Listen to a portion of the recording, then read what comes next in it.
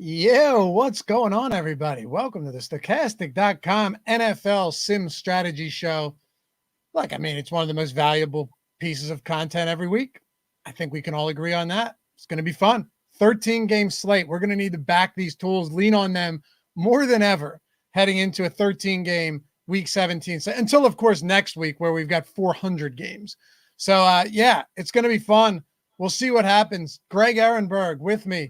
As Greg, yesterday, Eric had mentioned on the ownership show, fun show, that he was planning on going with a ton of Jared Stidham this week against the LA Chargers. At first, I was like, oh, okay. And then I thought through it, and it actually made some sense. But there's just no way you're going to be able to play a lot of everybody you want this week.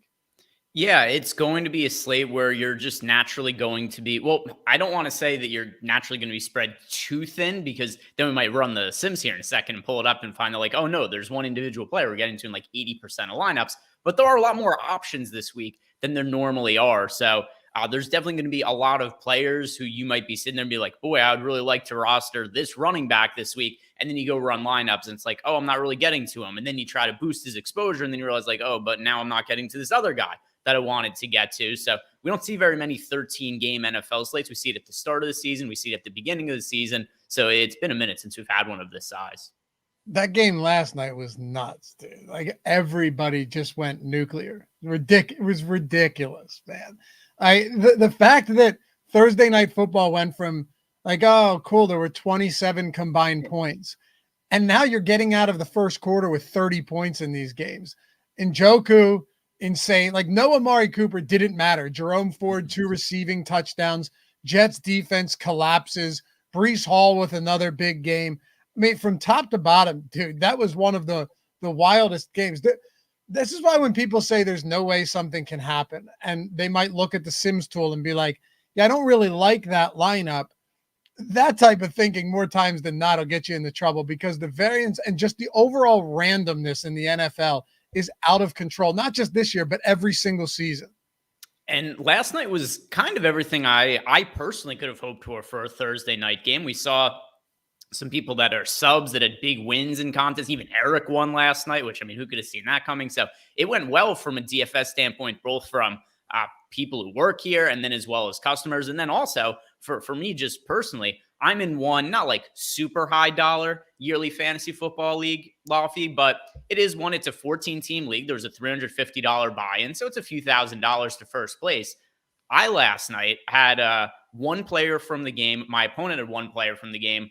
I had Breece Hall. The guy I'm playing in the finals of my league had Amari Cooper. Didn't realize that he got rolled out late. How can you do that? That's awesome. That's great. But my God, how do you miss that? He got ruled out a good hour before the game kicked off as well. So it's probably going to be something that's going to be like a big issue in the league, where this guy's going to be like, oh, that's not enough. This is what happens when people don't play DFS. Like, an hour, that's who could react in an hour. That's what these people who play these yearly leagues think. Like, an hour. That's I was eating dinner. Come on. Yeah, I know. It's crazy. Yeah, it was a fun night. DFS wise, I took a bath. However, I was on Jets anytime touchdown at plus 1,100. So we'll take that. That helped a little bit. Yeah. Very nice.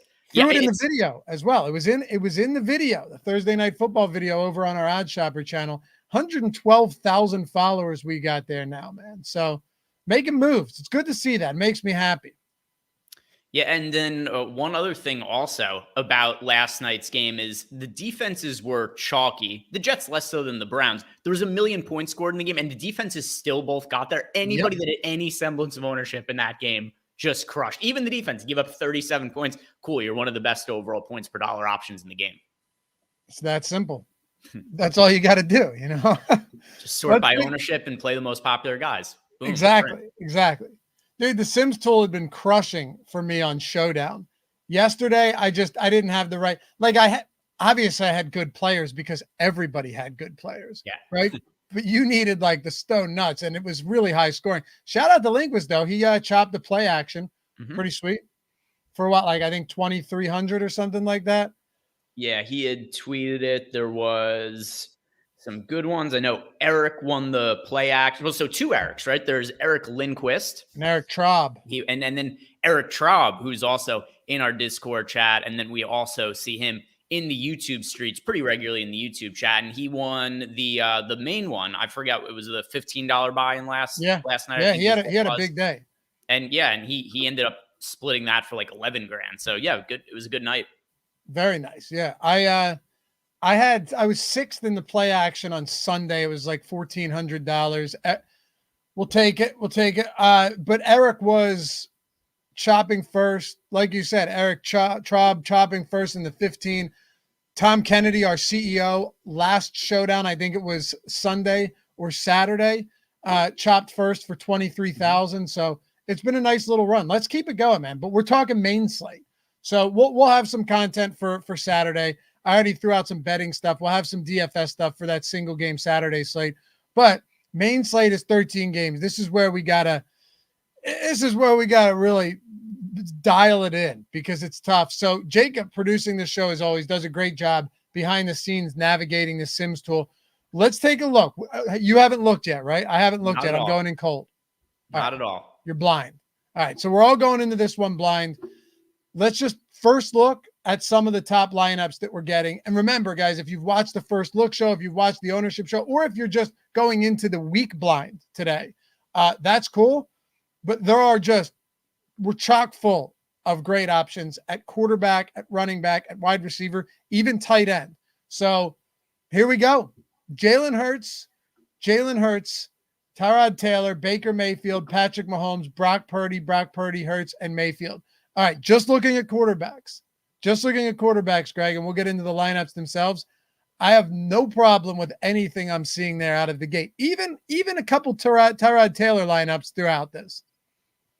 So the only thing, well, actually, there are a couple of Brock Purdy lineups, 49ers, that I looked down there. So I was going to say the only thing I was surprised by is that we weren't seeing 49ers pop up, but that's not really the case either. We are seeing the 49ers, that we're seeing the Eagles, and those are the two teams I was expecting, just because if you do look at our top stacks, which I have looked at from when I was doing a DraftKings Rainmaker show yesterday, I did notice that we had the Eagles and the 49ers each with, by a pretty decent margin, the two teams with the highest top stack odds for the entire slate. So with the odds of us projecting them to be the highest scoring teams, not surprising at all to see that we've got Eagles towards the top. We've got them like a nearly 20% chance to be the highest scoring team of the week, and then the 49ers behind them at 12%.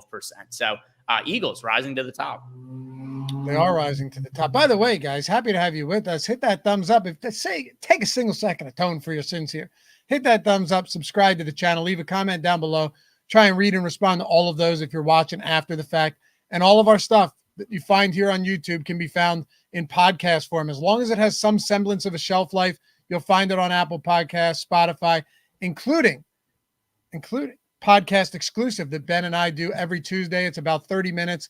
One of the most valuable pieces of content from a strategy/game theory perspective, single entry 3-max discussion, reviewing the previous week with the post-contest simulator that you're going to find out there. So highly recommend, even though it's late in the year, check it out if you haven't done so yet. All right, Greg, I'm going to ask a favor of you here. Oh, another one. Yes, I'm going to ask a favor. Greg filled in for me yesterday on Showdown Live before live. Dude, the HVAC unit was leaking, and it wasn't bad to the point where my basement was flooding, but it was going on days now, and I had a tray on there. It's like, I have to get this figured out. The only time they could come out was yesterday. Between 12 and 4, they show up at 6 o'clock, right? Last time it was between 12 and 4. They showed up at 9 a.m. right before one of my shows. So whatever. Anyway, I'll probably switch services after this because you've got this big, I shouldn't. You've got this guy that gets down to look at it. You just hear like, ugh. And then I told you I could hear like, what the fuck, coming from the storage room where the unit is, right? I mean, a slovenly fella, nice enough, but miserable at first. Regardless, he's here for hours, and I just hear him going, fuck. And I hear him going, the things that make you say, right? Well, after all of this, Greg, after me missing a show for this, because I need to get it fixed, and I'm in the basement, He's like, yeah, I can't really figure out what's going on. And he's like, just keep an eye on it. And then it was $170. So I'm actually surprised it was only $170. He didn't do anything. but still, I've had plenty of people that have come to my house to fix shit. They've gotten nothing done, and then it's like, hey, this is like $600-700. Sometimes even more. Like I had squirrels in my attic for forever. I had to have this guy come to try to catch them every single day. He wasn't able to catch them, but it was still like, hey, it's $1,000 a month for the squirrel service. I'm like, what am I paying for? I've still got squirrels running around. The guy hasn't been able to do anything. He's like, well, that's why it's monthly. We'll be back to get rid of the next wave of squirrels. It's ridiculous. So what I'm going to do is, if this continues over the next week, I'm going to call them and be like, your guy charged me $170 to tell me, who knows? And we've been with you for a while. Yeah. And no, for real though, I'm going to get, I will get a refund, or I'll just tell them we're going to find a new service, because that's insane. If it stops within the week, fine. All right. Couldn't figure it out. We had some bad rains. He thought maybe rain was coming in through the exhaust. I get it. It was a tricky situation. I was listening to what he was saying, but $170, man. Like, they came out for maintenance. We get it checked up every like spring before the summer, right? And then every fall before the winter, the heater, just to make sure, the AC and the heater, just to make sure we're in good shape. They were out here on December 4th, told me everything was good to go. And then they're back out 3 weeks later to charge me $170. All right, gotta hire Peter Wasaki in the YouTube channel. Says that he is in the HVAC business. So maybe Peter's got a hookup for you. Peter, talk to me, man. Tell me what's going on. It's leaking, but there's no water spots I can find, but it's leaking under it near the filter. But none of that's wet. We'll talk after the show, Peter. Anyway, thank you for filling in for me yesterday. I have one more favor of you, and hopefully you'll oblige. All right. Convince me not to negatively boost Clyde Edwards-Helaire this week. Well, we're going to get a ton of him. It is hard to do until we see what our exposure ends up being to him on the other pitch, because it might not be all that much. Now, with that said, I'm looking at our top lineups here, and it is CEH, CEH. Okay, he's in all of our top lineups here, so it stands to reason he's probably going to be in like 70, 80% of lineups or something like that. The reason I'm going to tell you to not de-boost him, I'm going to tell you not to do a negative ROI boost on him, Laffy, is because everybody else is out for the Chiefs in the backfield. They've shown that they actually do they kind of have to give Clyde Edwards-Helaire bigger workloads in these situations, and they're actually doing it. He's still reasonably priced. I know the Chiefs haven't looked great the last couple of weeks on offense, but this is still a team that I consider to be one of the more talented offense in football, solely because they have Patrick Mahomes at quarterback.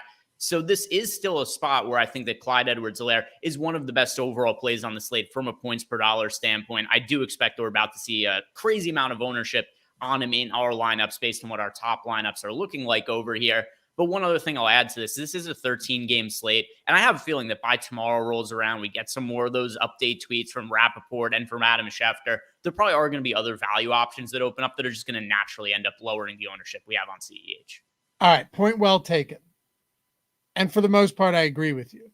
But I think this is a two-step process here, because while I like Clyde Edwards-Helaire, the one issue that I'm not in love with is that if we have 80% of him or whatever, maybe even more, probably every Mahomes stack is going to have Clyde Edwards-Helaire as well.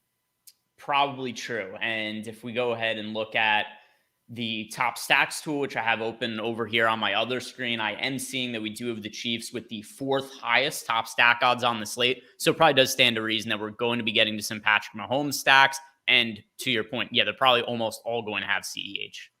All right, let's take a look at exposures. So the way this works too, with the contest generator, you're generating these contests, then you're simulating. You're simulating the contest 40,000 times, right, Greg? Correct. 40,000. Right. I had a guy ask me yesterday, and I've had a lot of people, which is very cool. You guys know you can always hit me up on Twitter and in the DMs. I know you as well are happy to answer questions. A lot of people, one guy was like, look, I'm new. I found you guys recently, but like he's new to DFS, which you don't see a ton of anymore. Mm-hmm. And he's like, I think I found my passion. He's like, I love this stuff. And he's just all in on the Sims and everything, which is awesome. And you're going to have questions. And the one question he asked was, hey, if a player, and Jacob, for a second, just go to player ROI. If a player's negatively leveraged, does that mean it's a stay away?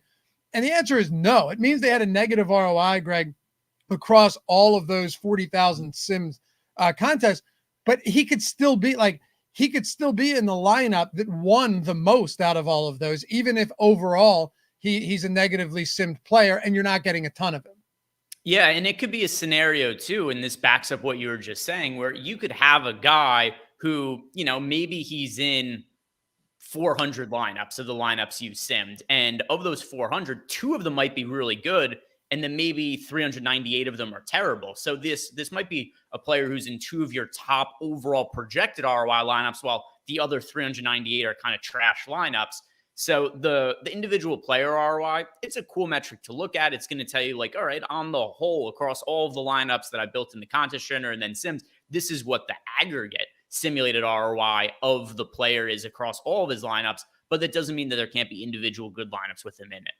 For sure. And like I said, you can always hit us up with this type of stuff. And watch, I send everybody your 30-minute tutorial with Steve Buzzard with the Colts. That just lays everything out succinctly. That's all you need to know. I watched that when we first released this. So let's take a look at exposures here and see what we're getting. Just for those of you guys that were new, I wanted you to understand how it works. Like, we're simulating this contest 40,000 times, right?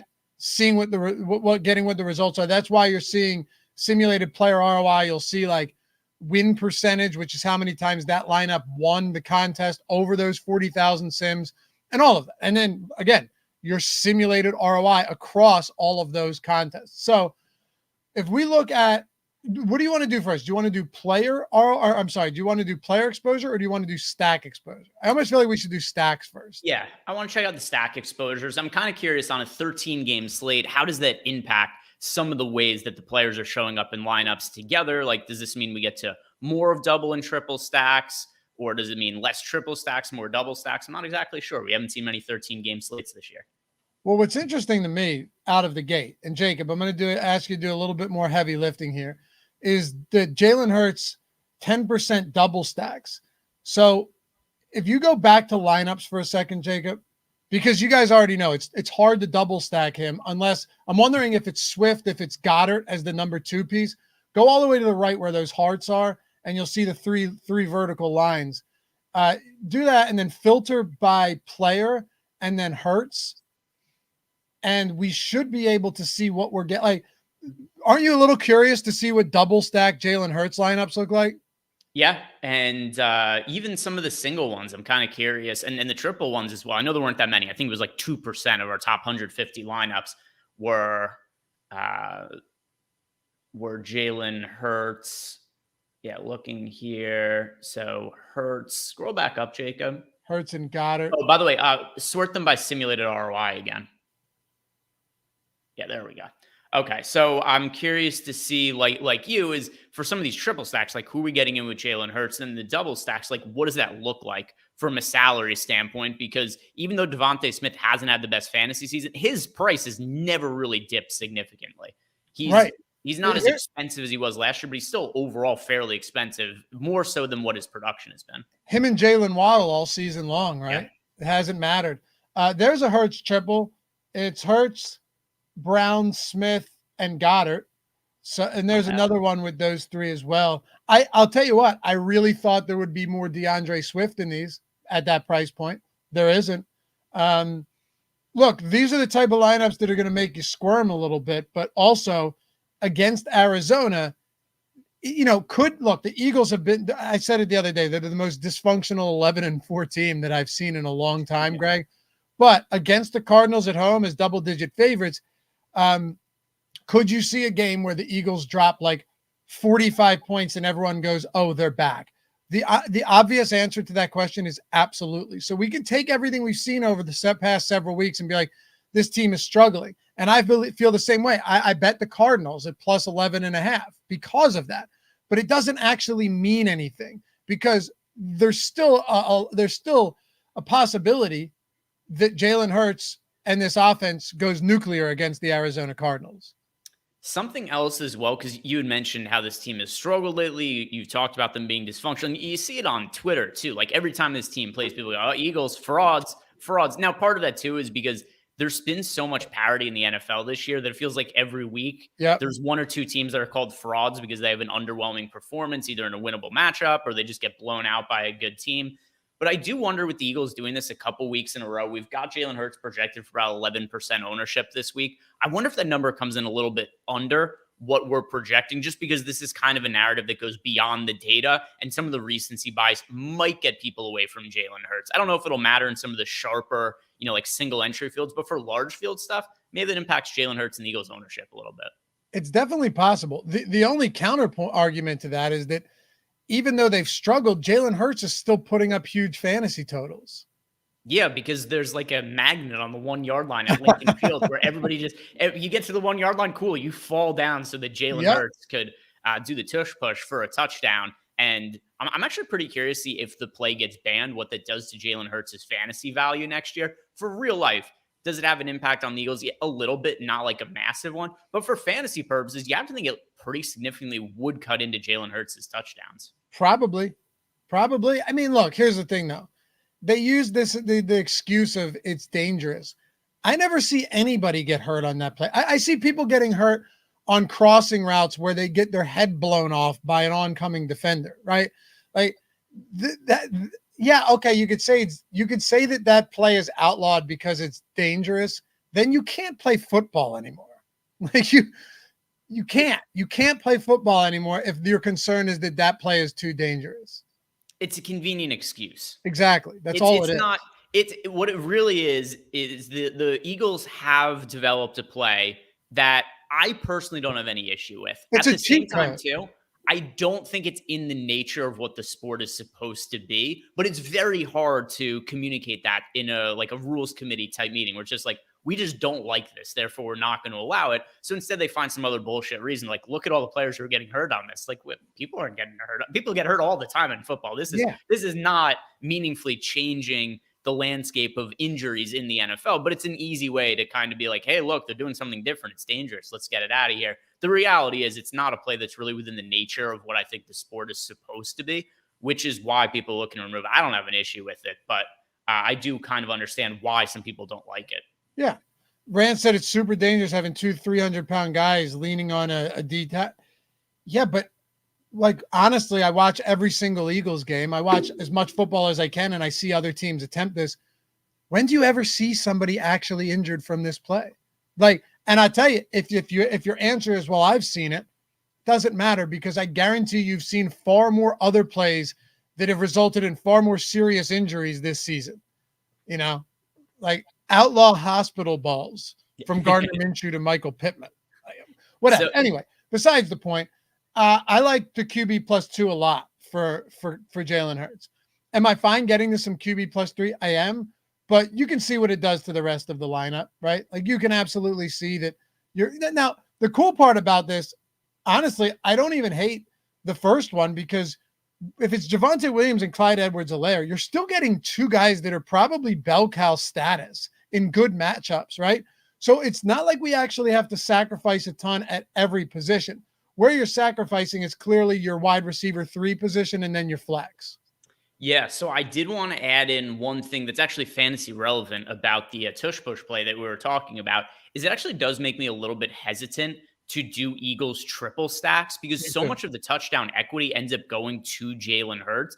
And it's one of these scenarios where it's like, cool, it's great for Jalen Hurts individually, and sure, they still have to get down to the 1 yard line. But if so many of these plays end in a 1 yard rushing touchdown for Jalen Hurts, as opposed to him throwing the football to Dallas Goedert, AJ Brown, or whoever it may be, it does kind of hurt some of the absolute ceiling for triple stacks, just because the rushing upside doesn't always have correlation with some of the receivers. So I might be inclined to filter out some of the Eagles triple stacks, but I don't have any issue with the single or the double stacks. Yeah, me neither. And if we go back to exposures and stacks for a second, you're getting, okay, and let's go QB +3 for a second. So the reason Mahomes is popping as QB +3 is because of Clyde Edwards-Helaire. Yeah, so it's probably, I'm going to pretty confidently say this. Clyde Edwards-Helaire, Travis Kelce, Rashee Rice, Patrick Mahomes, those are going to be almost all of the 15% of those cheap stacks. Yep. Yeah, and I'd say some Justin Watson as well. Maybe. Well, It depends what I mean by some, but it's going to be predominantly those three players from the Chiefs. Predominantly, yes. Let's look at Chiefs exposure then. Go to player exposure, or go to just exposure, yeah, and then team Chiefs. So let's see what we get. Oh, you're right. Not a lot of Watson, Edwards-Helaire, Kelce, Rashee Rice, and Mahomes. You're right. Okay, makes sense. What do those lineups look like? Let's go to lineups and see what our Patrick Mahomes stack. We already know it's going to be Edwards-Helaire. That's just a fact. So Zamir White, under the assumption that Jacobs is out, Clyde Edwards-Helaire, Rice, Ridley, Demario Douglas, Schultz. Yeah, those are not bad lineups at all. Williams, Zamir White, Rice, Godwin, Myers, Kelce, Everett. A lot of 2 tight ends, but that's okay with me in a spot like this. Look at this one, Greg. Mahomes, Edwards-Helaire, Zamir White, Rashee Rice, Jacoby Myers, Douglas, Kittle, and Kelce. Man, that won't be duped. I can tell you that much. Yeah, we've got only one of these lineups here actually did have a dupe, and it's not something we really worry about for 13 game slates anyway. But yeah, going to be very unique lineups. People always bring up, hey, double tight ends. People don't want to play double tight ends. And I get a lot. That's probably the most frequent question I've got is people say, like, how do I get rid of double tight end lineups? I'm going to say one thing is I don't think you should get rid of them. It's not something I think you should do. But if you really do want to limit the amount of lineups you get that are double tight ends, you could go into your tight end exposures and you could do a negative ROI boost to all of the tight ends, like an equal one that you're getting to. And that will make it so that some of those double tight end lineups don't show up as frequently. But I mean, the reality is, a lot of the tight ends have been the best points per dollar projected options this year with some of the higher price points on backup running backs and more aggressive wide receiver pricing. So here, though, we are going to do a lot of Travis Kelce. Like, if there is a tight end, I'm going to be getting a lot of double 10 end lineups. I'm cool with Travis Kelce being the guy. For sure. And look, they've struggled. This is one of the spots where I'm wondering, like you talked about, in large fields, will Jalen Hurts ownership be suppressed? I would have thought that the Mahomes and the Kansas City Chiefs ownership would be suppressed more than any other team this week, given that they're not exactly cheap. I mean, Kelsey's still priced like Travis Kelce. Patrick Mahomes is still priced like, you know what I mean, 7,500. And then Rashee Rice is up there almost $7,000. So when I saw the pool exposure in this and I see our ownership projections, I honestly was a little bit surprised to see Kansas City as popular as they were. Yeah, and it's a team, we got him projected for like 7% exposure or something on Patrick Mahomes individually. So he is expected to be like the 4th most or 5th most popular QB on the slate, somewhere around there, like 4th, 5th, 6th. And I do agree, going back to my point about Jalen Hurts before, I do think some recency bias could end up driving that down a little bit. All right, so one more time for stack exposures, Jacob, so we can just get a better idea of the teams that we are getting to. And then can you just sort by QB +2? All right, there you go, Greg.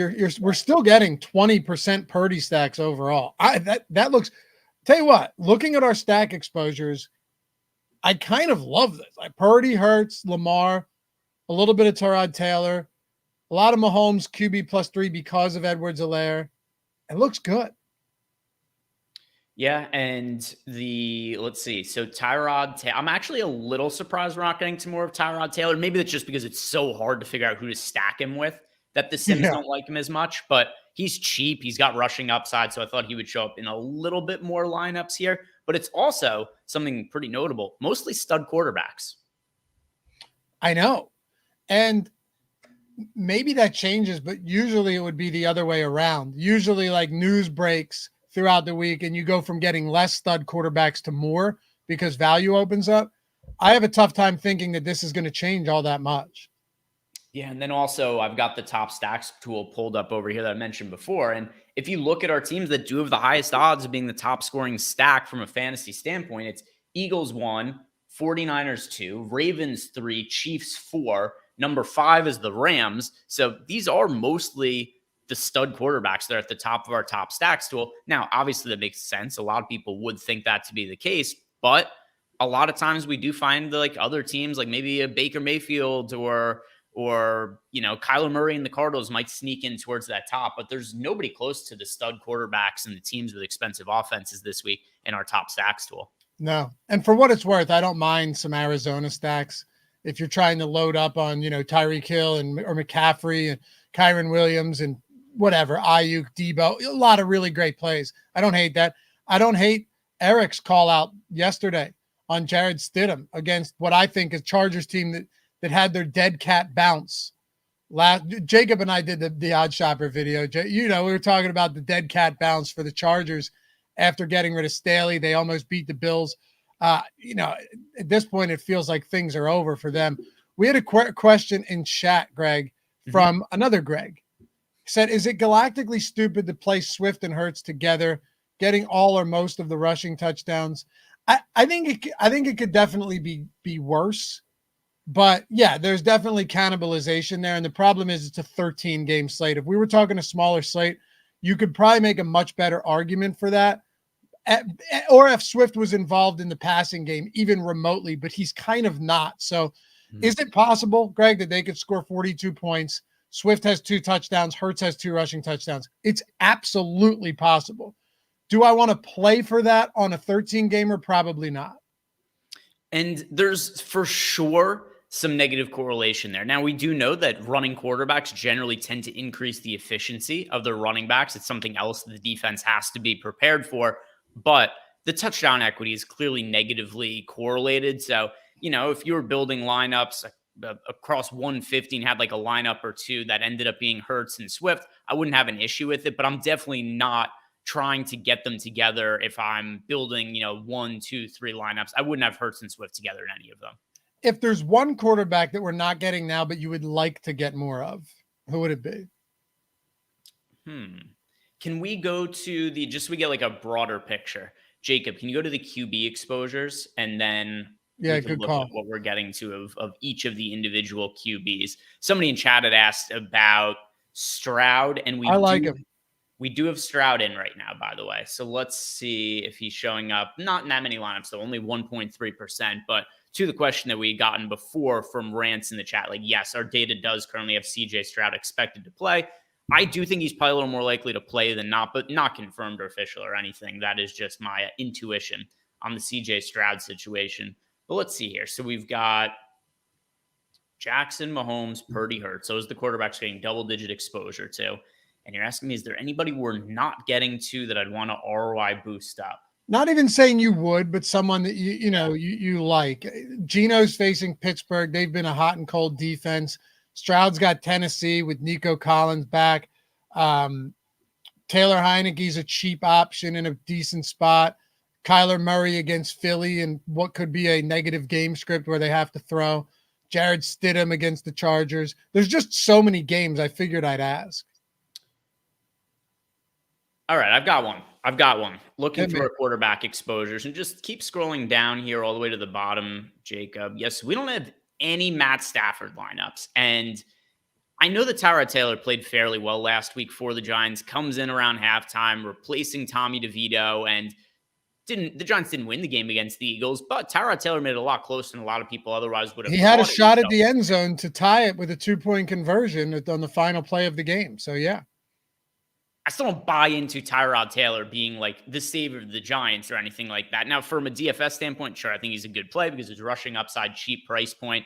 But there's a real possibility here that Tyrod Taylor looks terrible this week and that the Rams defense is able to dominate the game. They end up setting up the offense in good field position. Matt Stafford's project for less than 1% ownership for this weekend slate, Lofty. We do have the Rams with a 6.3% chance to be the highest scoring team of the slate in our top stacks tool. Now, the Rams are very expensive, which is why they don't really rate out as well in the Sims. But if I had to force myself to a QB they were not getting to at all, a sub 1% owned Matt Stafford, when he's really played well this year, really been a strong bounce back year for Stafford. We know he's got a ton of great weapons to throw the ball to as well. Pricing, certainly a concern, but who knows? It's a 13-game slate. We could see more value open up in the next couple of days. So that's one we're not getting to that I think is probably a little bit underrepresented by the field. Matt Stafford at just 0.7% projected ownership. I like it. Hurts, Purdy, Mahomes, and Lamar Jackson making up the large majority of ownership. Look, it could be worse, right? And there's going to be value on this slate. Go to running back exposure, Jacob. We're going to see firsthand right now, Greg, what it looks like. Before we get into Clyde Edwards-Helaire and Zamir White, for those of you guys that are looking to, expand your bankrolls without having to win anything, Matt Gajewski and I talked about it on the Showdown Strategy Show yesterday. Over at Better, BETR, they're giving $500 first match deposit bonuses. $500, up to $500, which is massive. Better than any of the other pick'em sites right now. They have a free square on Patrick Mahomes over a half a passing yard going into Sunday. So if you're not there yet, links in the description and chat. I'll say this much. When you think of it this way, it'll kind of put things into view for you. I just did a video on the Odd Shopper channel talking about like how you need to mix unders into your process, how you need to find the true odds of these bets, and how you more than anything need to shop around, because if you're getting bad odds, you're just giving money to the books. It's the same thing if you're in a non-legal betting state, but you have these pick'em sites. The ones that are giving you big bonuses and the ones that are giving you free squares are going to be different every day with the free squares. So even if you're on one or two and you're like, yeah, but I like it there. Well, you should like the idea of knowing that any given day of any given week, you have a free square here or you have a free square there. That's just going to boost your ROI significantly over time. Or you have money here, but you can reallocate some of that over here to get a huge bonus. You think of it that way, go over to Better where you can up to 100 extra entries, up to 8 plays per lineup, just taking the over-under on these player projections. It's kind of a no-brainer. So if you're not there yet, you're looking to get that bonus, you want that free square to get it set off right once you start up, check it out. Links in the description and in the chat. Should be everybody's New Year's resolution. Take advantage of as much free money as you possibly can. Exactly. You don't know when these are going to be around. Like last year, remember, we used to have the BetMGM offer. It was the no-brainer. It was 10 in the 200, yep. Yeah, and people were really excited about it, right? A lot of people took advantage, but I think a lot of people look at these offers, they assume they're going to be around forever, and then one day they end, they don't exist anymore. So take advantage of them while they're there. BetMGM literally emailed us one morning and it's just like, hey, we're done with it. Yeah, it's over. It's over. Yeah, we didn't even know. But anyway, check it out. Get your deposit bonus. Get that free square on Mahomes. Take the over on that, please. Not the under. That would be silly. All right. Running back exposure. Let's make this one happen. Running backs, Jacob, and a lot of Edwards, a lot of CEH, Zamir White. Is Jacobs officially out, or are we just assuming he's out? I believe that we are assuming he's out. Let's see if we have any more updates. Which makes sense, by the way. There's no reason for him to play. Yeah, I do think most reports have indicated that he's not all that likely to play, but going to pull this up right now. Yeah, he hasn't practiced yet, so we know that much. Yeah. He still hasn't practiced. So we'll see where that takes us. But as of now, the assumption is he's out. Man, how about this, though? 24% McCaffrey. You're not going to turn your nose up at that. 23% Barkley, because that price has come down. He's just a workhorse. A lot of Williams. Makes sense against the Chargers. I'm not going to tinker with that at all. But then we go down into no man's land. And there's one guy that I don't see here that I thought I would see a little bit more of. And maybe it's just prohibitive based on price. No Kyron Williams. No, and so there's a couple of reasons for that. Number one, we can get to any Rams stacks, right? So part of that is because there's no Stafford there. And he was one of the guys who I said that I would like to give an ROI boost to. But I assume that means we probably don't have a ton of Kupp, don't have much Nakua, none of Kyron Williams either. It's an expensive Rams team, which is why I also think they're going to be so low owned, so people aren't going to want to pay the premium price tags. Well, I think it's also the fact that when you look at the lineups we were getting and you look at the stacks, a lot of it's going to be, and you're right, because in Purdy stacks, you're probably going to have a decent amount of McCaffrey. But when you're talking Jalen Hurts, Lamar Jackson, Brock Purdy, Patrick Mahomes, there's only so much room to jam in expensive running backs. And one of the common themes with all those lineups that we were looking at in the lineups tab was a lot of cheap running backs that are going to get volume for sure. Zamir White, Clyde Edwards-Helaire, Javonte Williams being another addition to that are going to get volume, but not expensive. So then when we are going up in price, we're landing on Christian McCaffrey. So when you kind of work it out in your head, it does make sense. It just sucks because Kyron Williams is awesome. Yeah, he's been ridiculous this year. And I mean, also somebody who saw Kyron Williams coming this year. Now we're at a point in the year where I think people start to look ahead to next season. They say, hey, looking what happened this year, Kyron Williams, first round, probably like top 5 pick in best ball and fantasy drafts next year. Well, this year he was a waiver wire guy, or somebody who didn't even get picked in a lot of best ball drafts. So yeah, Kyron Williams, I agree with you. And is he the second most expensive running back on Yes, the he is. I think he's 8,300 behind McCaffrey. Pricing is definitely a little bit of an issue, so I can understand why we didn't end up getting there. Yep. Our projection on him is, let's see, what do we have him projected for this week? We have Kyron Williams, just looking at our fantasy projections, at 8,300, we have him projected for 19.82 fantasy points.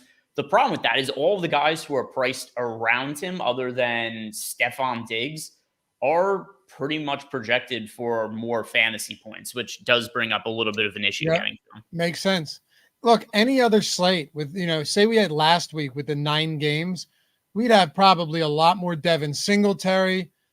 We'd probably have a lot more, like James Cook, we're basically getting none of against the Patriots as double-digit favorites. Can you scroll down a little bit, Jacob? Yeah, 1% DeAndre Swift. I do like Swift quite a bit this week in non-hurt stacks. How about this, too? You want to talk about pricing being an issue? Rachaad White, every week we get like 20% of him. We're getting no Rachaad White even this week. Yeah, and Rachaad White is priced at 7,600. Part of that also is, I mean, these guys are just so much more expensive than they were. And we were getting to a lot of Kyron. He was like, what, 62, 6,300? Rachaad White. Even like 7,300 Kyron. Yeah, so he's gone up in price. Rachaad White has seen a big price increase. I feel like this is the biggest price increases we've seen of the entire season. Is there any way, and I'm not saying you should do this, let's just say you wanted to limit the amount of Clyde Edwards-Helaire you got in Mahomes stacks. Is there a way to do that with the Sims? To limit specifically CEH and Mahomes stacks? I think you'd have to go in there and manually select lineups. Yeah, you'd have to manually select some of the lineups there. So we could go ahead and just sort by Mahomes and try to find some of the top projected Mahomes lineups that don't have Clyde Edwards-Helaire. So that would be one way to do it. But other than that, I would have to think more about a way to sort it using the filters. I think one thing I would do is I would potentially just run a separate sim with a negative boost on Clyde Edwards-Helaire. I wonder if this works. Can you go to lineup does not contain Edwards-Helaire now? Let's see if that works. Yeah, there we go. Okay, so that works. Okay, so you got not a lot of them, but it's doable. And if you wanted more of them, you could, I think, run a separate sim and just negatively boost Edwards-Helaire a little bit and still have the other sim as well. But if you were looking to collect some lineups without, then that's how you do it. All right, cool. How about wide receivers? I'm going to ask you. So, Jacob, wait for the big reveal here. At wide receiver, okay, who do you think are our 3 highest owned receivers? All right, so I am just going to base this on our QB exposures. All right, so let me try to remember, and I'm looking at the top stacks tool as well. I don't know if that's considered cheating, but I'm using it as a tool here. Top stacks tool can help me kind of gonna help me kind of guide this. So I know we had a lot of Eagles. So I have to assume A.J. Brown is one of them. We had a bunch of Jalen Hurts stacks. So A.J. Brown, I'm going to assume, is one. We got to a lot of Chiefs, so I'm going to say Rashee Rice is another. And then from the 49ers, would it be Ayuk or Samuel? I almost want to say it's like a Demario Douglas because we need someone to jam into all of those expensive lineups. We did see Demario Douglas in a lot of our top lineups. So I'm going to, all right, I'll take your word for that one. We're going to go A.J. Brown, Demario Douglas, and Rashee Rice as the top 3 rostered. All right, let's do it. We nailed it. So that's pretty good, man. So the other 2 options that I had were also up here because I was looking at the Ravens and I was just trying to think like, all right, we had a good amount of Lamar Jackson. And then you started thinking about the wide receivers it could be, and it's like, all right, it would have to be Zay Flowers. Who else would it be? And then I was going to say Deebo Samuel instead of Brandon Ayuk if I guessed the 49ers, though. And Ayuk would have been the right one as far as the wide receiver pairing the most with Purdy. You nailed it. We nailed it. Not bad.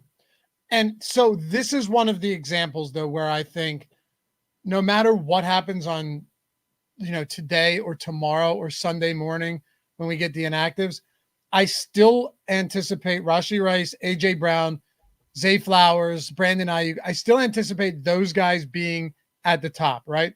Mm-hmm. What I could see happening, however, is guys like Demario Douglas, Quentin Johnston, Jalen Guyton, Wan'Dale Robinson, where there's a shakeup in the value and we see less of them. And I think that's a very realistic possibility depending on what type of value opens up in the coming days. Yeah, for sure. And then also something like if this was our actual set of lineups that we had right here, I don't really have a massive issue with getting to 16% Quentin Johnston or 14% Jalen Guyton. Although I also did see that we had a ton of Gerald Everett popping up in our top lineup. So I'm going to assume that he's one of our most rostered tight ends. If we're getting to like north of 20% of Gerald Everett, in addition to the Quentin Johnston and Jalen Guyton we have, I would be inclined to do a negative ROI boost to Gerald Everett in that scenario. Yeah, totally understand that. Especially like having double Chargers players in a non-Easton stick stack. I wouldn't even want a stick stack, but without them, it's even worse. So yeah. Anyway, tight ends. And Greg, I don't know if you've looked like deep into this slate, but you have Kittle on this one. Mm-hmm. You've got a few other. You have Trey McBride in this one, which is interesting.